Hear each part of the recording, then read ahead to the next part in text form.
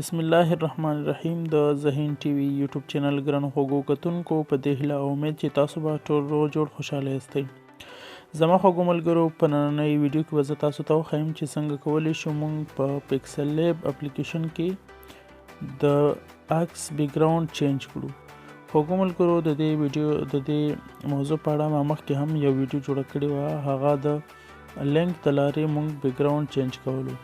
نو تاسو ته په دې ویډیو کې زه درښایم چې څنګه کولی شو موږ په پکسل لیب کې د عکس بیکګراوند چینج کړو.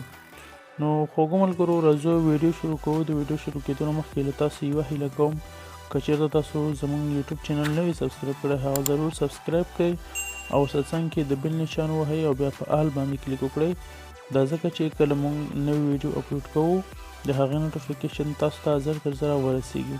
نو خوږو ملګرو تاسو به راشئ او پکسل لیب اپلیکیشن به خلاص کړئ.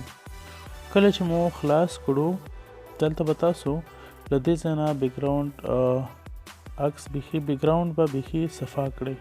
بیا به تاسو راشئ کوم عکس چې غواړئ هغه به تاسو له دې ځایه اپلوډ کړئ نو به تاسو ته طریقه یاده وي. زه غواړم چې دا عکس زه د دې عکس بیکګراوند چې دی چینج کړم. خوږو ملګرو یو خبر چې تاسو متوجه اوسئ چې په دې کې یو رنګ چینج کیږي، یعنی بیا بدل رنګونه بیا لږ په سختۍ سره چینج کیږي. نو کله چې تاسو دا سلیکټ کړو دلته به تاسو لاندې دغه ځای ووهئ او دلته به تاسو راشئ ایریز کلر په دې به تاسو کلیک وکړئ، دا اپشن به آن کړئ. صحیح ده. دلته چې کوم یو لیکل شوی دی یو دغه به تاسو کلیک وکړئ او دلته به هغه رنګ انتخاب کړئ کوم چې د بیکګراوند رنګ دی، یعنی کوم رنګ تاسو غواړئ پکې چینج کړئ. بیکګراوند رنګ چې دی داسې بلو شانتي دی، موږ به بلو شانتي رنګ پیدا کړو. دا چې تاسو وهلو دلته بیا تاسو اوکې ووهئ، دا دی او د لاندې کوم موشن چې دی دا به تاسو زیات کړئ دغه شانتي تر دې اندازې پورې. بیا هم که چېرته دې سره صفا نه شو نو تاسو به دلته جمع علامه ګورئ، تاسو کوم رنګ چې پاتې شو، یعنی موږ خو بلو شانتي رنګ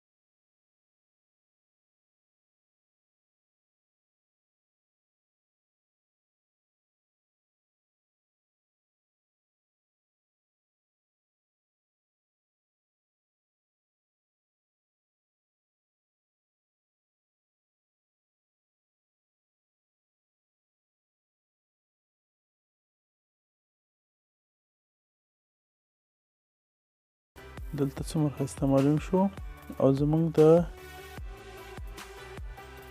عکس بیکګراوند چینج شو. خوږو ملګرو په دې هیله چې یو څه مو ترې زده کړي وي او تر بلې ویډیو په خدای سپارم. خوشحاله سوکاله کامیابه اوسئ. مننه.